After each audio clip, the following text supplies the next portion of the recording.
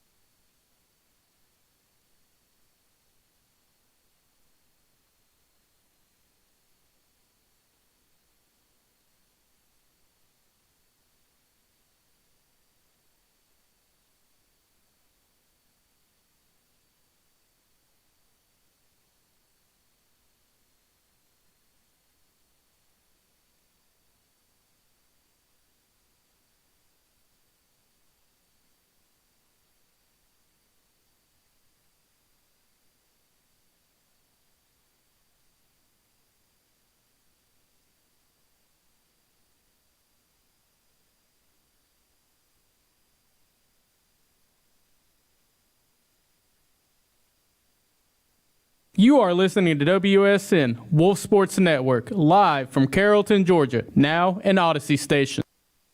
You are now listening to the Wolf Sports Network, live from the University of West Georgia in Carrollton, now on Odyssey Station. Live from Carrollton, Georgia, this is Sports Pack. The only place you need to go for West Georgia sports. Interviews with all your favorite UWG athletes and so much more. Keeping you up to date with the NFL, NBA, MLB, and everything in between. If you want it, we got it. I mean, plain and simple, the worst decision Kalen DeBoer has ever made is taking the head coaching position at Alabama. I wholeheartedly believe that behind Sean Payton and a second-year Bo Nix, the Denver Broncos can dethrone the Kansas City Chiefs and be the AFC West champions. We're also giving you a platform to have your voice heard with our all-new live call-in segment. So where else would you want to go? We've got all you need and more right here on Sports Pack. What is up, everybody? And welcome to another episode of Sports Pack. I'm your host, Ryan Kroger, right next to on board Keyshawn Ward. Hello, hello. Across from me, Jackson Schrader. Howdy. And Orlando Odom to my right. What's up? We got a jam-packed show, guys, and it's going to be a good one. Obviously, not enough time to do it, as Richard would say. But The late great. The late great. But first, as he'd say again, we got to pay the bills. Absolutely. College students who binge drank alcohol at least 3 times per week were roughly 6 times more likely to perform poorly on a test or project because of drinking. Dream City Brewing Company, Wolf Sports Network, and Wolf Radio proudly remind you to drink responsibly campaign. Students 21 and over should drink responsibly in an environment that discourages overindulging. Faculty won't take hangovers as excuses. When it comes to fandom, nothing matters more than the fit. The logo you wear solidifies your love. Now you can be a Wolf Sports Network fanatic with our brand new merch store powered by Osier Apparel. Visit wolfsportsnetwork.com and click About.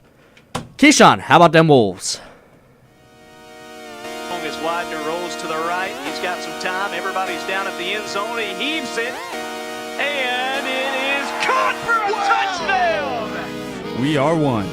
Go Wolves. We are one indeed, ladies and gentlemen, and it has been a busy week here in the City of Dreams, Carrollton, Georgia, and outside of that, all teams in action, baseball, softball, golf, track and field, all of the above. But we're going to start on the baseball diamond, where your West Georgia Wolves are on a bit of a skid, 4-game losing streak, making them now 8-10 in conference, getting swept by the Jacksonville Dolphins. That was just this weekend, and those scores were 8-7, 4-1. No, excuse me, that was way earlier in the season. Let me scroll down. 13-7, game 1, 13-7, game 2, and then 9-8, game 3 in 10 innings. Yes, that one did go 10 innings, so baseball team now on a skid. I'm going to kick this to you, Jackson. They're on a skid. What do you got to do to get out of that? Because they got Kennesaw State coming to town just tomorrow. Well, I mean, if they want to get out of this losing streak, they got to find a way to win, and I think they can do so against Kennesaw State. We had a really tight game against them earlier in the season, and if, play complimentary baseball, maybe give them a challenge. It's a midweek, so you never really know what can happen. I think we got a shot. I hope so, because if we get off to the same starts that we did against Jacksonville, I think we definitely got a chance, right? We got off to big leads. Obviously, we let those leads go, but, I mean, it's about, playing throughout the entire game, right? They start off early. I know in game 1 and game 3, got off to a big start, and then they blew the lead. Got off to a 6-0 start, and then in game 3 you had a 7-2 lead, and you blew both of those as well. So I mean, I just think it's playing from start to finish throughout the entire game. If they can do that against Kennesaw State, I think they got a shot. Yeah, I just want to see how the Wolves fight back here. I mean, you're going against Kennesaw State, better D1 program, obviously, but you're going to give up some runs. It's gonna happen. How do you respond? How can you still manage to find the game, give yourself a chance? Is going to be the question here for these Wolves, and I think they could do it. Yeah, for me, this Wolves team looks more like an 8-game losing streak. They did win one in that North Florida. Jeez, we didn't have to point that out. In that North Florida, they did win one, but all losses in the loss column there.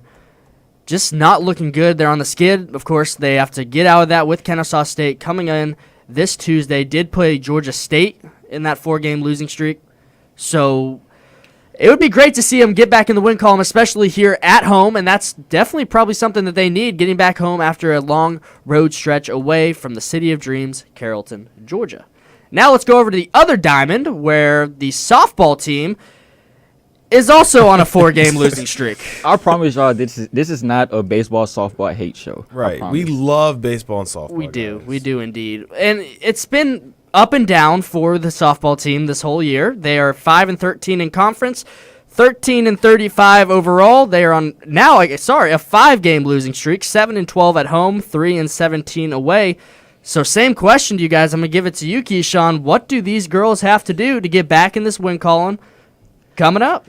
At this point, man, just go out and swing the bat, bro. I don't think there's anything left for them to do at this point. I mean, at this point in the season, there's nothing else to prove, right? You got a handful of games left. The season has been downhill from the start.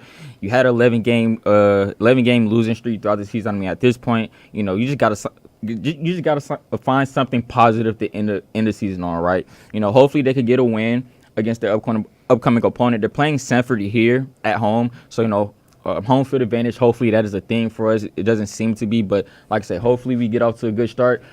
Prolong that throughout the entirety of the game, and hopefully we get a win. Yeah, I mean, I'm not the smartest guy in the room, I don't think. You're pretty smart, Schrader. This probably wasn't the season that they envisioned themselves having, that they wanted to have at the beginning of the year. But what I can say is they just need to go out and enjoy the rest of the season. They're seniors that aren't going to be able to play softball again. We're pretty much out of contention for any postseason success. So if I'm on this softball team and I want to go into the win column, just play for the love of the game. Just go have fun and just enjoy the last ride. Yeah, definitely 100%. I mean, you still can play in the A-Sun tournament that is going to be coming up here as we get closer to the season. So just go out there, just build up that, resume for that A-Sun tournament, win a couple games, find that momentum, and just honestly finish the season on a good note. Yeah, for sure. And, this is only a couple seasons into their once they transition to D1. So we're now playing all these teams that have been in D1 a very, very long time. So to see at least some success from both of these teams, I know it's been up and down this whole year, but to see some success and some positive notes from both teams, it's still a young D1 West Georgia program. All right. And, it's just a look towards the future of how we can build. And we're finally, as a West Georgia Wolves, getting our name out there and showing that we are a D1 program that is wanting to win. And by doing that, we're going to get better athletes and we're going to raise our stocks. So definitely good there. And now let's go over to the golf team, who women's team finished Seventh. They finished 7th in the A-Sun Championships. A-Sun Championships going on for both boys and girls. They put up a 7th place finish. There was weather on that day, so if you ever played golf in the weather, definitely not great. There's 25-mile-an-hour wind gusts as well, so a 7th place finish. Yeah, that's terrible. According to the temperatures and the wind and the rain, is a solid performance from these girls. I do like to think that every round of golf played outside is played in weather, whether good or bad. But we also got to look at this men's team who is about to begin the A-Sun Championships in Valdosta for themselves. And I got two guys I want to shout out. Jeremy Edmonds and Tyler Neshy. They're seniors. This is their last ride. Boys, go out there, enjoy it, go have fun, and bring back some hardware for us. Orlando? I mean, like you said, the men's golf team has been good. They finished, I think, you said, or that was the women's finished 7th. Women's 7th. I mean, golf is doing pretty good right now. To be honest. I don't know what's so funny. But, Orlando, just golf. Done right. Golf. Keyshawn, any comments? Just go out there. Hopefully we can get a better placement this next go around. Keyshawn learned what a birdie right was on. today, so. Right on. Right. Yeah, good stuff, Keyshawn. Anyways, now, I know in this West Georgia segment a lot we talk about individual teams. But I do want to kick this to all of y'all. What is your overall thought, not just this semester, but last semester overall, on all the West Georgia teams that have put up in this year? What are your thoughts on, I know last year I wasn't here personally, but looking at the records, there's been substantial growth from each team individually, if that's basketball, if that's baseball, if that's football, especially on all of them. I'm going to start with you, Schrader. Yep. What's your overall thoughts on this West Georgia program as it's gained throughout this whole year and last year? Yeah, I'm really excited. I think they've done a great job showing that they are working towards building contenders in the future. I mean, our football team kind of came out of nowhere this year and was a lot better than most people, actually probably everybody expected them to be. and both basketball teams showed improvement from the year before. Our baseball and softball teams are a little bit behind, but they're getting there. And then the volleyball team, we do have one of those. So I'm really excited to see where all of these programs end up, and I think we are doing a great job as a university setting ourselves up for success at the D1 level. Absolutely. I mean, one thing that I want to give recognition to is that our records throughout every sport has improved from last season to this season, right? We talk about the basketball team, both men's and women's, the softball teams, baseball team, the football team. Everybody has improved their record from last year to this season. So, I just find it great that we're building on momentum season by season, because what are we, you're in year 3 of D1. Yep. Of D1. We're entering year 4. We got to make a strong push in all sports, right? We have to really put ourselves at the top of the totem pole, because we can't just use the excuse that we're a young D1 team, right? At some point, we're going to have to make those strides, throughout all of our programs, just to try to compete with those top levels, because next season our postseason ban is lifted. We could compete for an NCAA championships at that point. So I would like to see us, keep progressing year by year. Yeah, 100%. I think we will. For football, we're bringing in Coach Englehart. I'm really excited to see what he does. Mm-hmm. Team's looking nice. They looked real nice in that spring game.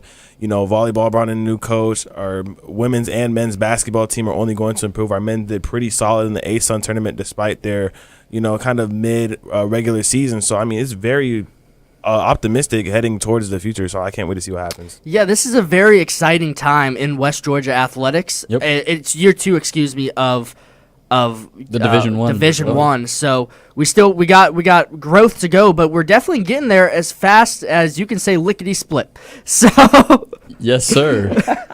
Right on. Let's go. And yes, it is Sports Pack. It's great. I'm blanking. Sorry. That's all good, man. I can't wait till we are like the Cinderella team at the dance, though. That's gonna be. This is what we're looking at next.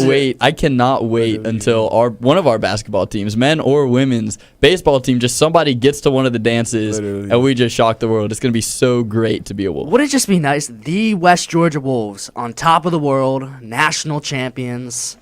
We got a long way to go. Yeah, one can dream. One can dream. One can dream. Split. Hey, never say never. Split. Never say never. So, with that being said, Wolf Radio and Wolf Sports Network are proud to boost literacy rates with our pre-K book drive.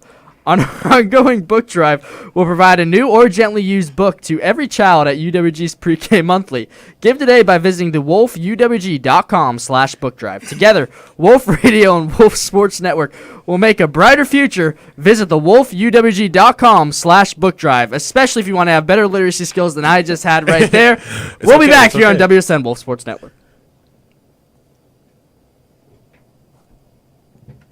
Tune in to Wolf Sports Network throughout the week to hear the very best in UWG sports coverage. Catch live shows, score updates, and breaking news all week long. But sometimes seeing really is believing. And now you can watch your favorite Wolf Sports Network shows live on YouTube. Follow at Wolf Sports Network on YouTube as we bring you into the studio with your favorite shows and personalities. Wolf Sports Network. The Wolves play here.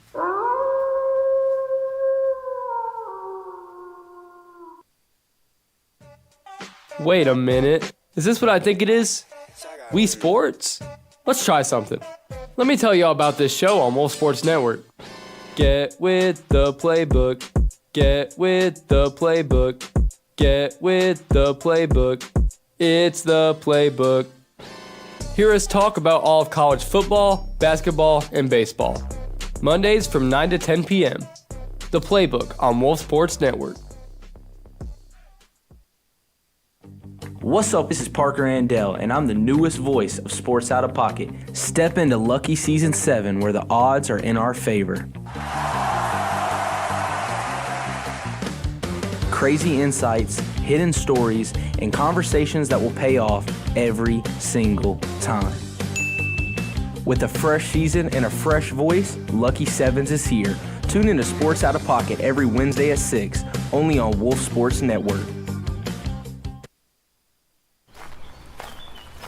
Hey, you! Who, me? Yeah, you! Do you like talking about sports? Yeah? Well, do we have an opportunity for you? You can be a part of Wolf Sports Network today through our Wolves in Training program. This semester-long course will teach you everything you need to know about college radio. You can gain experience and be live on air by next semester. So join today by visiting wolfsportsnetwork.com. Wolf Sports Network. The Wolves play here.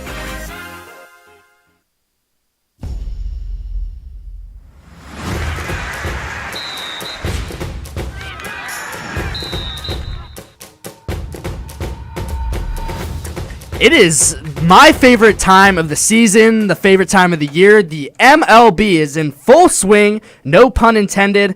And we're going to start off by talking about the Atlanta Braves, who are scorching hot, have not lost a series so far. They are on a hot streak. They're currently 15-7, and they are not looking down at any point right now. Don't know where I was going with that, but these Braves are really hot, guys. What's y'all's opinion on these Braves? Just swept the Phillies in orderly fashion. 1-2-3, go the Phils. What do y'all think? You know, honestly, the Braves are playing like they should be playing, right? We have these names on these rosters, and the season that they came off of last season, a very disappointing season, you know, you have to make sure that you start the season off very strong and, you know, keep that fire going, because Atlanta fans don't want another season that they had last season when you have these names and these players on the roster. And when you look at it, we have Chris Sales on the mound. You have Matt Olson, Ozzie Albies. You have all of these different, you know, high-ranking players. We are expecting this type of start. So, I mean, although it is a very good start, you know, this is something that I think that the Braves should be doing anyway. So, although it's something worth celebrating, it's not something that we should really be, you know, hammering too hard on, because this is the Braves team that we thought we were going to get, that we thought we were getting to begin with, right? So, you know, 15-7 start, it's a great start. You know, I hope they could continue to keep winning and building off this. And, you know, if we could go the entire season without losing a series. Wow. That's one way to put it. That's a big stretch. Yeah, that would be, you know, a very strong finish. And if we could do that, I'd do a Sports Pack episode with my shirt off. Okay. Yeah, these Braves are red hot. I mean, they've won 5 in a row. Like you said, Ryan, they haven't lost a series all year. And the scary part is, this team can only get better. They're still battling with injuries, you know, like, but hey, they're still fighting. So the fact that they're 15-7 right now, first in the NL East, they're top 3 offense, top 3 and defense too, which is a very underrated fact that they're top 3 in almost every defensive stat. So, I mean, look, Braves can only get better. I don't know about winning every series, Keyshawn. We'll have to see. Nah, they're going to do it. Yeah, God forbid, you know, people get injured. So hopefully no injuries. They stay healthy though. We already got injuries. We're talking about, brother. It's over. We already got injuries. What you think, Schrader? No injuries though. We're good. Yeah, I don't know. This Braves team is interesting because I don't think people thought they were going to be here. Yeah. The injuries at the start of the season that they suffered in spring training, as well as Profar being a goofball. I don't know what he was doing, but you know, I thought this team was going to struggle out of the gate and maybe find some traction later on in the season. And now, as a guy who hates the Braves, I can only hope they do the opposite. But they look really good right now. And I don't know what they do in Atlanta, what they do in that front office, but they are finding some geriatric ballers that they just signed to minor league deals, and these guys go crazy. I mean, they traded for Chris Sale for like a bag of chips. They find Dominic Smith. I don't even know where they found him, probably at the YMCA, and he's just raking right now. Everything that could be going right for the Atlanta Braves is currently going right, and I do not like it. I do not like the Braves. I can only hope it goes away, but it does not really show signs of stopping. Yeah, Schrader, they are on a 5-game winning streak currently, and not to mention that they have one of the hottest second-year players in the MLB, Drake Baldwin, with a 304 batting average and 19 runs batted in just through a couple games here in the season. They beat the Phillies, 3-game set, 9-0, 3-1, 4-2. Took 2 from the Marlins, 6-5, 6-3. Don't worry about it. Did lose for you, Schrader. They did lose to the Marlins that first game, 10-4, so it was very, very nice. Yeah, and then just recently, they also took 2 out of my Cleveland Guardians, unfortunately. But, you know, it's okay. It's okay. These Braves are on a hot streak, but the one thing that these Braves are going to have to do, they're going to have to keep these guys healthy, and that is the problem we've seen with the Atlanta Braves time and time again over the past couple of seasons. Acuna has to stay healthy. Austin Riley has to stay healthy. Ozzie always has to stay healthy. Matt Olson. They got Sean Murphy coming up. Made his rehab assignment with the Rome Emperors just recently, and Schrader, so they got them coming back up. So the Atlanta Braves got to stay healthy. They do have some guys coming back up, so we'll see where that takes them. On to the next thing is we're going to take a look at the division leaders, guys. in the MLB, you got the Cleveland Guardians on top of the AL Central, Rangers on the AL West, Braves, of course, on the NL East, Reds in the NL Central, and Dodgers on the NL West. Now, my question to all y'all, this is an open question. Which one of these teams do you think is going to rise above and stay number one for a long time? And which one of these guys is just going to drop and just not be number one and just see their season fall apart? I'll answer that second question. Which team's going to drop? I think it's going to be the Cincinnati Reds. Yeah. And the reason I think that is their pitching staff is amazing. It's a great pitching staff. They've done a fantastic job this year, but the bats really haven't been there. I mean, they're sitting at 14-8 with a -8 run differential, and they've only scored 78 runs this season. But they've only allowed 86, which kind of shows that pitching staff is honestly elite. It's one of the best in the league. However, their offense is really struggling, and it showed like no signs of picking up. But if it does pick up, they could probably rise. I just don't really see that happening. Yeah, I mean, I'll go opposite here. A team that I see is going to continue to dominate here be the Dodgers. I know that's kind of a basic answer, but I mean, you got. I mean, they're 15-6. You got to look at them. Shohei, they look good. They look great. They look really great. Good. I mean, Shohei, he's what? I mean, striking people out, hitting bombs like deep, 400-foot bombs. Playing like the best player we've ever seen. Like, I'm serious. And they're injured. Mookie Betts is still out. I think Freddie Freeman, I see here, is out. I think on paternity list. Yeah. Something like that. So, I mean, this team is still not even fully healthy. And I think they're only going to get better. With a +48 run differential. Right. Literally. That's unreal at this point in the season. So, yeah, I think that team, they're going to be in the World Series again. I'm going to go over to the AL West, which is currently in a stalemate with Texas Rangers, Athletics, and the Angels. Angels one game behind both of them. But Rangers 11-11, Athletics, which we have not seen very much of, also 500 to begin this season. Yep. So I'm going to go somewhere in between the Texas Rangers and the Athletics just because of what we've seen in previous years. They've started off, of course, for the Rangers, they started off pretty good, kind of dropped and got mediocre towards the end of the season. So I'm going with the Texas Rangers, who are at 500 right now, loss of 2 straight. 82, 92 runs scored, 82 runs allowed, about 10 differential, 3-3 at home, 8-8 away. So they're very 500. Yes. They're very. That is a great observation. Are they going up or are they going down? I think they're going down. You think they're going down? Think they're Who's going down? Who in the AL West? Like, what do you think about the Astros right now? Because the Astros are playing like garbage. Well, they're playing my Cleveland Guardians, so I hope they go real down this. I think the Astros series are going to go up. I think the Astros are going to go up. I think they're just having kind of a rough patch that we kind of see teams have, but I think they're going to get it together as we get later, closer to the summertime, June, July. That's when we normally see teams start to like flip a switch as All-Star break kind of approaches. So I think the Astros want to be one of those teams that kind of lifts it up. But guys, there's one team in this AL West that a lot of us, including me, has been saying is going to skyrocket this year, and that is the Los Angeles Angels. Yep. And we talked about it last week. Michael Nelson hit Trout. as many home runs as he wanted. He was hitting home runs left and right. 5 home runs total. Yep. Against my Yankees. Against the New York Yankees to lift his Angels to a series win against the New York Yankees, which was incredible. These Angels are definitely going up, and I think they're going to be in the number 1 spot sooner rather than later, and those Rangers and those Athletics are going to drop. Now, I have a question for all y'all, and this question is something that I've been thinking of for a very, very long time. And this happened a long time ago, the spring training of the MLB. But since we've gotten a preview of all of these MLB teams, what are your thoughts on spring training? Because one, the Braves last year in spring training went 21-7, are now on a super, once again, hot streak in the regular season. But then you got other teams like the Mets who went 500, but now on loss of 10. 10-game losing streak. Yeah. Yep. So, my question to y'all, what is spring training a preview, or is it just a letdown for the season to come? I mean, I'm gonna answer it like this: does the NFL playoffs show you who's gonna win the Super Bowl?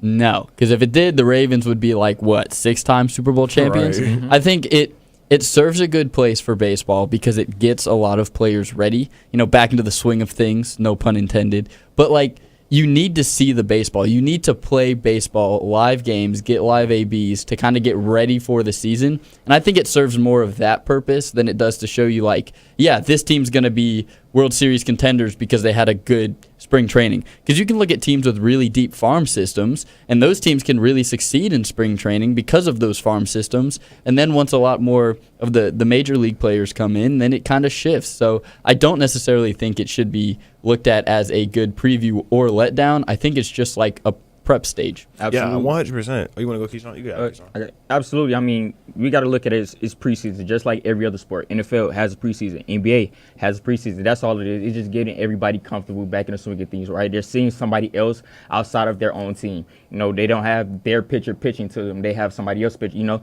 it's just getting their faces in front of somebody else's. You kind of, like Schrader said, you're just getting back in the swing of things. You're getting yourself back comfortable, getting yourself prepared for that regular season. So, I mean, it's not necessarily a preview of what's to come. It's more so it's just, hey, we're trying to find our grooves right now. That's all it is. It's just a regular preseason, just like the NFL, just like the NBA. That's all. Yeah, it's more of just like kind of getting your feet wet kind of thing. You know, it's like you're not fully diving in the water. You're just kind of just playing around by the pool. And then you kind of see it with like the NFL, like preseason. We've seen teams go 0-4 in the preseason, lose all preseason games, but then still make it to the championship or a championship game, the conference championship. So it's more of just like, okay, we got getting our feet wet. Let's just kind of get an idea of what our team may look like as we head towards the regular season. So it's not really like a measuring stick or kind of getting your expectations up. It's just kind of seeing where your team kind of looks like on paper. Yeah, so spring training, it's definitely interesting. You've got teams that do really bad but then win the World Series, or you got teams that show off and then just have a terrible season. So it's a very up and down season. MLB is very, very interesting. But with that, we're going to go into some NBA.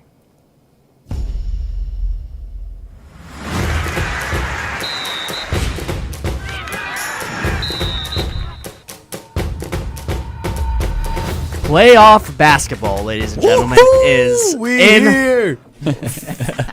That just threw me off. I'm excited. Go ahead, Ron. Orlando is excited. We're all excited. So playoff basketball is here. Play-in tournament is over. We're going to do a quick recap on that. It was interesting to say the least. The Hornets got destroyed by the Magic, and the Suns destroyed the Warriors. That's about the play-in tournament right there. That sums it up. That's what we expected. Gonna shoot it to you, Schrader. What'd you see from this play-in tournament? Do the Magic and the Suns have a chance to go past the round one? What's the feel here? Well, I mean, I look at the Magic, and they did just beat the Pistons in Game 1. Yeah. So, I mean, yeah, it's playoff basketball. Anybody's got a chance. I'm a Heat fan. I've seen 8 seeds go pretty darn far. But I've also seen guys get tripped up, and then there goes your season. You know, I've seen all sorts of things. I think the play-in was entertaining, and I think it's starting to get good because now you're going to start getting rivalries, right? Look at the LaMelo Ball, Bam Adebayo situation we had. Sure, it was frustrating for me as a Heat fan, but at the same time, I know this isn't that bad for the NBA because people are talking about it. They're talking about this play-in tournament that we've kind of laughed at for the past few years. So I just think, I mean, anybody's got a chance. Play-in tournament was pretty half decent. Yeah, I mean, I thought the Warriors kind of surprised me. I thought they were actually going to do they battled a little bit. I thought they would do way better, to be honest, against the Suns. But, you know, kind of just that Curry's old age, and you kind of see that age of them being kind of getting used to them. They were a little bit slower on defense, couldn't react to the ball as much. But the Magic did surprise me because I for sure thought that Detroit was going to sweep, you know, win in 5. I mean, they could still win in 5, but after that first game, dude, Orlando looked like they might steal 2 or 3 games. This might be a 7-game series. I mean, look, it's just one game. Hey. I'm not want to overreact, but anything can happen in Detroit. And Kate had 39, they still lost. That Detroit hasn't won a home game since 2008. Right, in the playoffs. Since Chauncey Billups and Ben Wallace was there. You know, back in the day. Like I said, anything can happen. Magic did surprise me though. Yeah, absolutely. I mean, it was tough to see the Warriors go out like that. You know, I seen a clip at the end of the game where Steve Kerr hugged Curry and Draymond. That right there touched my soul. It did something. Yeah, he said something like, "I don't know what's going to happen from here, but you know, hopefully it's not the end of that dynasty. You know, Clay is not there. It's just not the same Warriors team that we're used to. So it's kind of just got everyone's head messed up. But like Schrader said, the play-in was entertaining. I didn't think that, you know, I didn't think Orlando stood a chance against Detroit, man. You had Cade come in and drop nearly 40, and they still lost. That's something that, that's not something that we're used to seeing, especially against an Orlando team like this. Paulo Banchero came in and did what he had to do. He led his team, had 23 points. But, now it's game 2. It's time for game 2. We can't dwell on game 1. Orlando, they did what they had to do. Best believe Detroit's going to come in with a different mindset. I'm pretty sure they thought they could walk over this Orlando team. Heck, I would too, but it's playoffs. It's playoffs, baby. You're not going to get the same team that you got in a regular season. They have something much more to play for at this point. So, I think that, Detroit's definitely going to get their get back tonight. That's who I have winning. So, or not tonight, but tomorrow. So, yeah, that's what I have winning that as well. Yeah, the playoffs are magical. The Magic, hoping for a magical run. And I just can't not remember when Cleveland would play the Warriors back to back to back in the NBA Finals, and they were just beat up on absolutely everybody. When I think of the NBA Finals, that's what I think. Had to put that in there. I'm a Cleveland Cavs fan. That was peak NBA. That was peak NBA. That was peak NBA. Oh, dude, 2017. That was peak NBA, that was peak. bro. I'm not going to lie. That was the best era. Paul George on the cover of 2K, the greatest year of my life. That's the greatest 2K ever, by the way. Yeah, that is. Oh, 100%. The greatest 2K ever. Speaking of the Cavaliers, we're going to move over to round 1. They did beat the Raptors 126-113. Nuggets beat the Timberwolves 116-105. Our Atlanta Hawks lost 113-102. And the one I want to talk about, the Los Angeles Lakers beat the Rockets 107-98 in a game where I thought the Lakers were going to just lose it. Well, I would have to disagree because you had LeBron playing, but you had no KD. Yeah, Houston had no KD. LeBron. Yeah, they had no Luka, no Austin. It's still LeBron, bro. I don't care what you have a LeBron team going up against a Houston Rockets team with no KD. Yeah, I knew that they were going to kind of steal that one, but KD's coming back for game 2. You still have Amin Thompson, key kind of role player for that team. You have Sengun at the paint, man. He's a baller. He's a baller. So it's going to be a tougher game 2 for the Lakers than it was for game 1. But I'm excited. Game 1 kind of went how I thought it would. But man, KD's back now. If this could go to 7 games and we could see LeBron with Austin Reeves and Luka versus a KD and Amin Thompson, healthy teams on both sides. That's going to be very interesting. Yeah, with Luka out for the year, he did go back to his home country to get rehab. He is back on the sidelines for the Lakers, so they got that support system there. So with KD coming back for the Rockets, you just said it, Keyshawn, it's going to be a much, much harder game for the Los Angeles Lakers to go ahead and try to get another win and then keep going, especially with KD coming out. He was dealing with a knee injury, I believe. And we thought at the beginning it was just rest, but no, it was a knee injury. He is coming back for game 2. He is healthy, so that is going to be a good one. On Sunday, the Celtics dismantled the 76ers 123-91. The Thunder, of course, 119-84. That's crazy. Magic, we just talked about it, 112-101 over the Pistons. And Orlando, your Spurs beat the Trailblazers 111-98. Blah blah blah blah blah. What? You're gonna blah blah blah. That Wemby had 35. No way. We are talking about the San Antonio Spurs. I don't care. I'm taking this 2 minutes to talk about the Spurs. What a great game for my San Antonio Spurs. First playoff game in 7 years, since 2019. Wemby played amazing. Stephon Castle played amazing. Devin Vassell played amazing. Dylan Harper played amazing. Luke Cornett played amazing. It was a great team effort from my boys. Man, I used to pray for times like this. I used to sit on my couch thinking, why are the Spurs not here? All these other teams used to make the playoffs and the play-in, thinking, when is the Spurs time? It's the Spurs time now, baby. We are going all the way. I don't care about the OKC. I don't care about Boston. I don't care about Denver. The Spurs are here. I know it's just game 1, but did you see the way we played in game 1? And that was an off night. I consider that an off night. I think we could have shot the ball better. I think we could have limited the turnovers better. I think we can only get better from here. This is the Spurs year, baby. We are back. Y'all saw Tim Duncan in the crowd. Y'all see David Robinson in the crowd. Y'all see Manu Ginobili in the crowd. All the Spurs. See the fiesta we had going on. This is Spurs season, baby. It is Spurs time, and I'm here for it. You heard the man. Yeah, I mean, it's about as good as it can get. This is also the guy that's a New York Yankees fan, so let's keep that in mind. All right, that was all right. You see what Wemby does to these people, bro? We've never seen Orlando act like this on the show. I'm happy he's done that, right? You get the energy. It's playoff time, baby. That's playoff energy. We need that right there. Wemby came off 35-point shooting very efficiently. Only had five rebounds. Or if you're 7-11, you better have double that at least. You know, Darren Fox doing what he do. Devin Vassell, a quality role player off the 3-point line, and then Steven Castle, of course. You know, 4 for 13. I would love to see him clean that up going into game 2, but all in all, they still got the dub. I expect, you know, more of this to come throughout the season. I don't think Portland really stands a chance against this red hot San Antonio team with the potential MVP as well. So, you know, all Spurs on this side. The alien is doing alien things, Orlando. That's Yes, all I he can is. say. And I'm if you here got for a it. 7-foot absolute demon, I would expect you to win a bunch of games. So that's all I'm going to say for that. And we're going to kick that to the side, maybe in the dumpster. Next! We're going to go to the OKC Thunder and Sun series. They beat them once again 119-84. Guys, is anybody going to beat the OKC Thunder? Because it just looks like they've got this thing wrapped up, because they are definitely the best team in the NBA, and they are just a freight train, and they're just going to keep chugging along. You know, I would say Orlando might disagree. Yeah, with no, what you just I said. knew he was going to say something, so I was hoping to. I gave it to everybody, but I was hoping you would take it. Yeah, that's why I told Orlando just to not say anything. But I love this, how good this Thunder's team is, but I really like this Spurs team. I think if there's a team that's going to be able to beat the Thunder, it is the Spurs. I think the Spurs have a chance. I think the Western Conference Finals is really going to be the honorary NBA Finals. Whoever wins that, whether it's the Spurs, whether it's the Thunder, or somebody else, I don't really know. But I think it's going to be a challenge for the Thunder to escape the Western Conference. So, yeah. Speaking of the Western Conference, news in.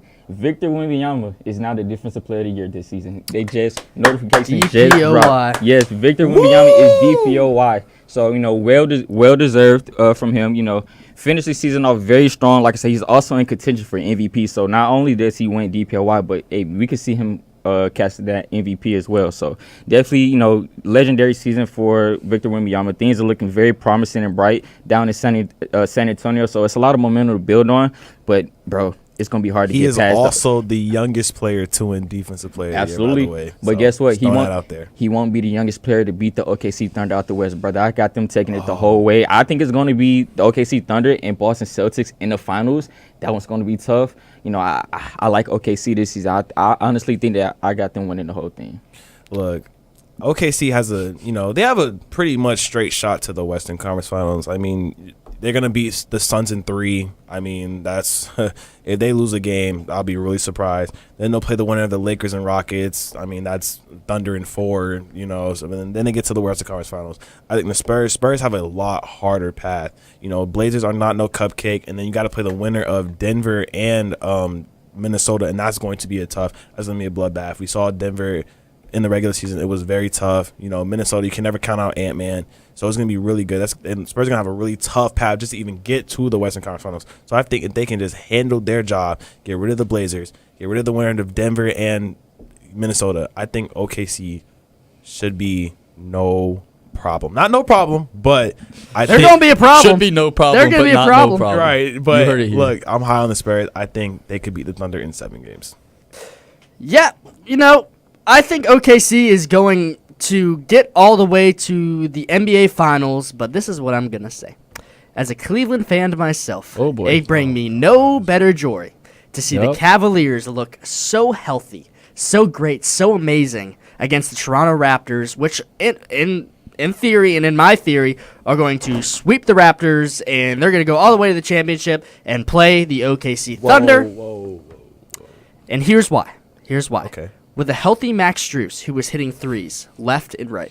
With a healthy Donovan Mitchell, who scored 32 points. Evan Mobley, one of the best defensive three-point shooters in the game. Tall man underneath. Jared Allen, who hasn't been very good in playoff games, did spectacular.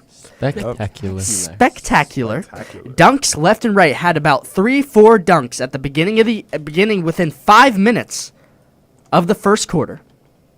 These Cleveland Cavaliers also played very well on defense. Yes, did give up 113 points, but that offense also helped them.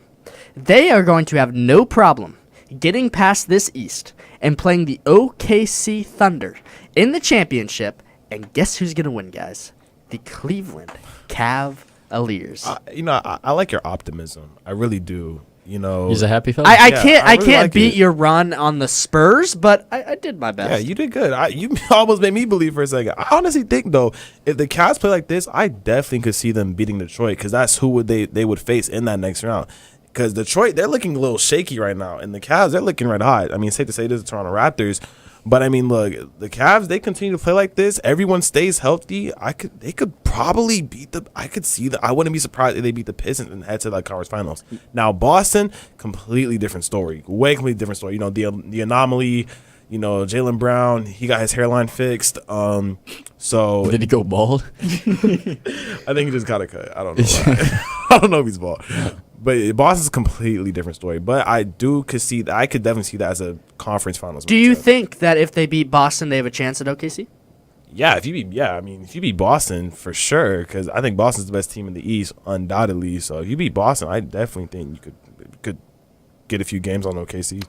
Definitely. So options upon options. Whoever y'all think is going to win the NBA Finals, DM us on Instagram at Wolf Sports Network. Let us know who you think is going to win the NBA Finals. And if I am just totally oblivious, thinking the Cavs are going to win it, even though they are, y'all do have an opinion too.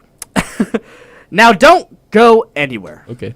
Because we got NFL to talk about, and there is some big trade going down that we'll talk about right in a second. This is WSN Wolf Sports Network. In the NFL, only one thing matters. The Playbook is your home for West Georgia sports this spring. From University Stadium, And we saw a very well put together offense that was trailing and going into the half and then comes out in the third quarter and puts themselves up. To the Coliseum. We're finishing well at the rim, being aggressive, being physical. A lot of guys are touching the rock. It's been a great start for the Wolves. And Cole Field. I hope West Georgia wins. I'm going to be rooting for West Georgia tomorrow. The Playbook, live every Monday from 9 to 10 p.m.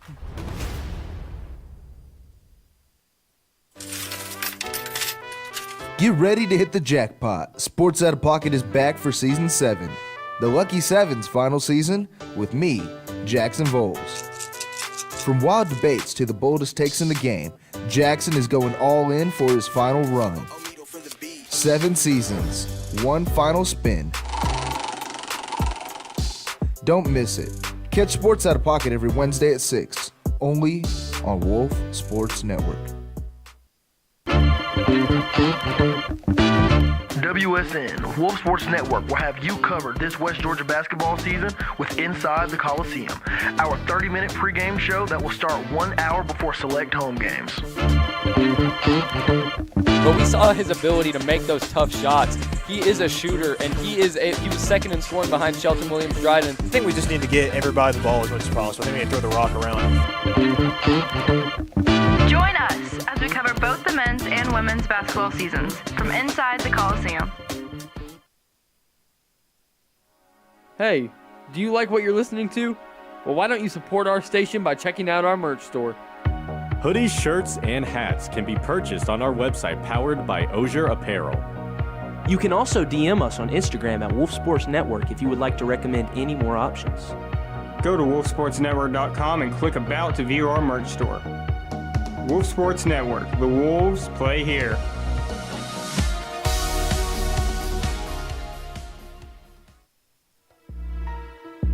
In the NFL, only one thing matters.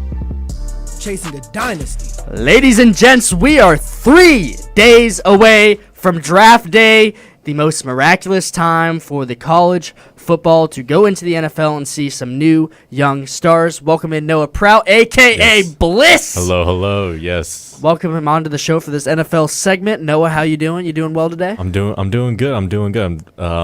I got nothing to look forward to Thursday because my team doesn't have a first-round pick, but it's okay. Oh, well, can't have everything, right? Right. All right. Well, let's get to the program. One of the most interesting trades I think I have ever seen just happened.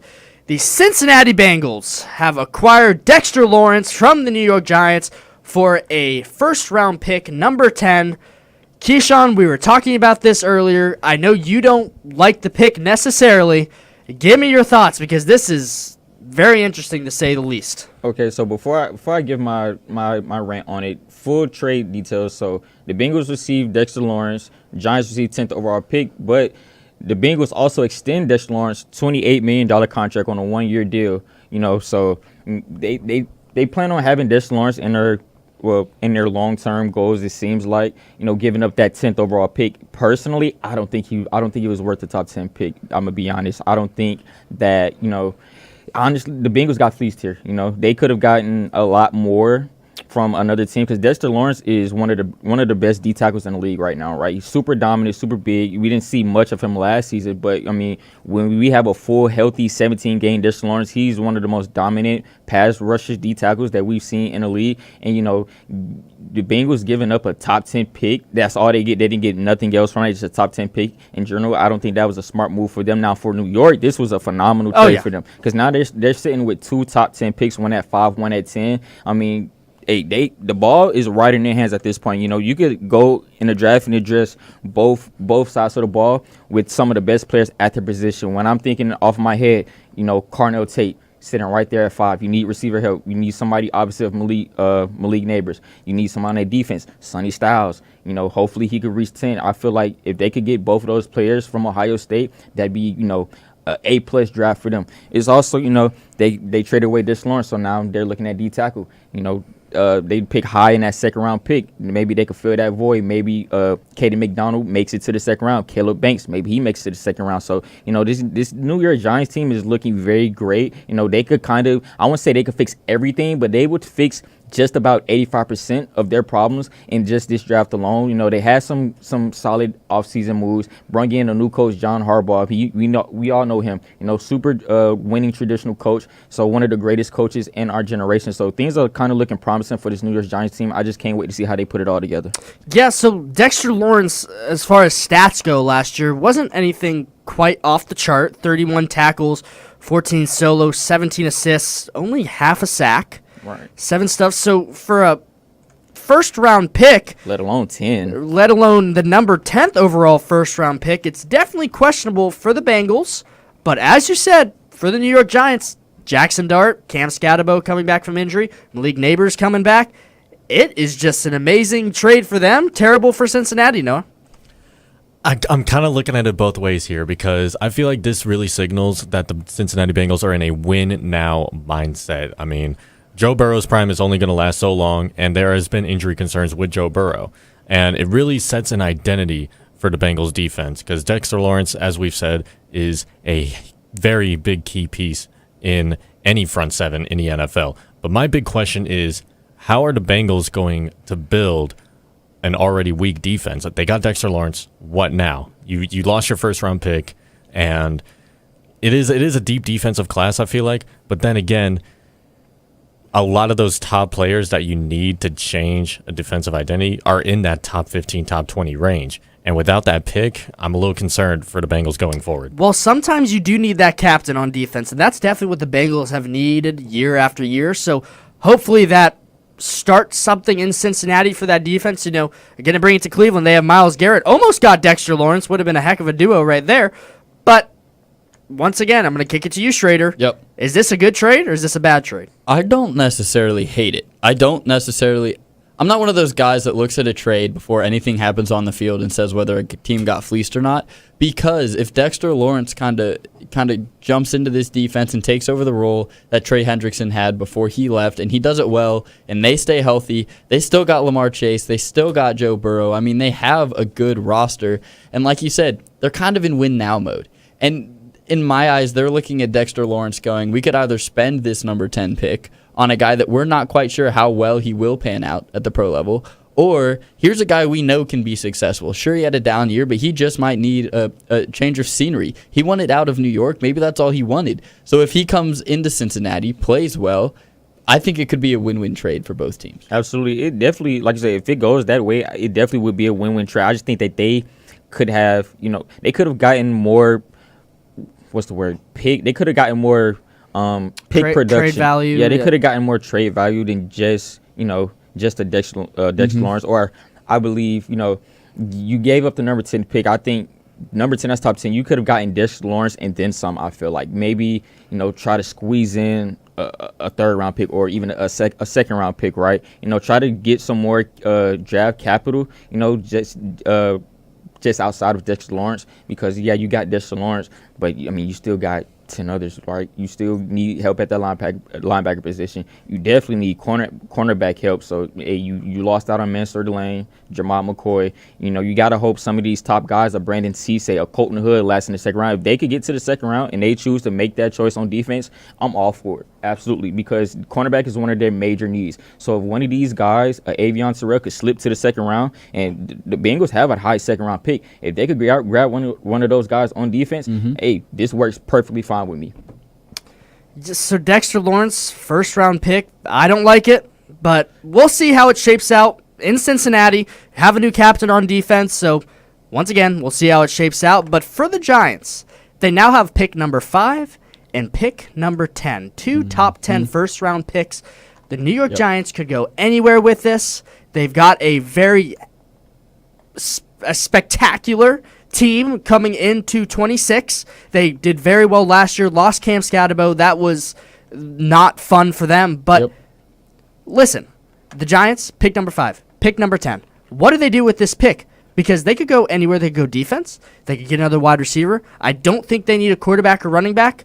I'm going to kick it to you, Schrader. Yes. Where do the Giants go with this pick? So, first of all, this is a great year to be a team that doesn't have to spend a draft pick on a quarterback. And the Giants are one of those teams. And then to make it even better, they're one of those teams with 2 top 10 picks. I think they can do whatever they want. They can look at trading one of those picks to get more picks in later rounds or in later years. Or you say they don't necessarily need a running back. What if they go get Jeremiah Love with the 5th pick, and then they have the 10th pick to go get somebody else? Or they can just, there is so many possibilities that this kind of go like a team Detroit Lions, like 2 running back look. Because you look at Scat. He really messed up his leg, and he was a power back. I don't think he's going to be able to have the same production that he had before his injury. And then you get a guy like Jeremiah Love who can legit just do anything. He's one of the best running back prospects we've seen in a very long time. So you put that with a guy that you can give the ball to on 3rd and 1, 1st, 2nd, 3rd, 4th and goal. Like, that's a really scary running back room. And it would just be a fun one, a great young team. I think the Giants have set themselves up flawlessly for the future. Yeah, I'm going to have to agree. Cam Scatterboot, great back, but he's not an all-down back, every down back for me. He's a typical power back. You plug him in on a 3rd and short, a 2nd and short, a goal line situation. That's the type of back that he is. I think you bring in Jeremiah Love. You have that 1-2 running back duo. They both bring something different to the table. You alternate them just like we've seen Detroit do, and we've seen how that has worked well for them. I think if New York kind of implement the same thing, it could go successful for them. As well as, they have the number 10 pick. You need help on defense. Caleb Downs is there. If he makes it, instant juggernaut on defense. You could place him anywhere on the field. You could line him up back deep, play the safety. He could come down, play the rover, be a box safety. He could blitz off the edge. You could plug him in that slot corner and be that nickel guy. He's an all-around defensive back. I think, if he makes it to 10 and they go out and get him at number 10, that'd be flawless pick for them. It kind of you kind of kill. I don't want to say 2 birds with 1 stone, but you're getting a very versatile player that you could plug in anywhere, right? So if you want to run 6 DBs on the field at one time, so be it. Caleb Downs can do that, and they kind of have the depth to do so. So I think that the New York Giants, this is a great draft to be a New York Giants fan right here. I don't hate the idea of splashing on a big-time player like Carnell Tate or Jeremiah Love if I'm the Giants, but honestly, the way I'm looking at it, I could play it safe and just draft O-line, like get a guy like Spencer Fanos, Francis Mauigoa, and secure a healthier future for guys like Jackson Dart and Cam Scatterbo. And honestly, I loved Kayvon Thibodeau as a prospect, but let's be honest, he hasn't panned out exactly how we were hoping for, so I could see them getting some help on the other side of the edge for Abdul Carter, getting a guy like either David Bailey or Ruben Bain, whoever the Jets don't take at number 2 overall. So that as the Giants, I think that would be my game plan. Go either O-line or edge, because those would have really high hit rates into that top 10 area. See, I wouldn't necessarily go edge due to the fact that they have Abdul Carter and Brian Burns. Right. They still have Brian Burns. I forgot they had Brian Burns. Yeah, they have Brian Burns. This Giants team's not far from contention. Yeah, that's what I'm saying. I don't want to say that they can fix all their problems in one season, but like I said, they're 85% chance away. And then you have, like you mentioned, Kayvon Thibodeau. He hasn't been the best, but he's still a key supporting role, right? He's a rotational guy, right? Abdul Carter Abdul Carter has not yet kind of supplemented his name as a, at every down edge. So them two could be your rotating guys, and you have Brian Burns as that edge one, every down edge. I mean, that front seven is kind of, it's adding up a little bit. So yeah, I completely forgot they have Brian Burns. The Giants aren't far off at all. They're stacked. They're honestly. not far off at all. The New York Giants could go absolutely anywhere with these two picks. Once again, number 5, number 10, just got that number 10 pick from the Bengals. It's going to be very interesting where they go. I would like to see them draft a receiver like Carnell Tate, give Jackson Dart another option to go and make him run down the field with his amazing route runner, and then open it up for Cam Scatterbo to just run it right back up the middle, keep it very versatile on offense, get an explosive offense, and then with that number 10 pick, go somewhere on defense. I mean, truthfully, all they need to do, I think their only need is to get one position player that just takes weight off of Jackson Dart's shoulders. Because that was kind of the Achilles heel, is Jackson Dart had to do a lot for this offense last season. If they can get a guy like Jeremiah Love or Carnell Tate that can just say, like, I got it, then this team's got a bright future and it's not so distant future of contention. For sure. So once again, Giants, number 5 pick, number 10 pick, could go anywhere. Now, unfortunately, that is all the time we have for Sports Pack, but we'll be back here on Monday and Thursday next week to talk even more sports. But real quick, in a recent survey, almost 53% of full-time college students ages 18 to 22 drank alcohol in the past month. That is why Dream City Brewing Company, Wolf Sports Network, and Wolf Radio's Drink Responsibly campaign is here to remind you that there is no drinking under the age of 21, never drink and drive, and even if it's one alcoholic drink, add food and water when you drink so you don't end up texting your ex, which means know your limits. My boy can read. Better than that last one, right? Way better. Once again, that's all the time we have for all of us on Sports Pack and WSN Wolf Sports Network. Have a good night.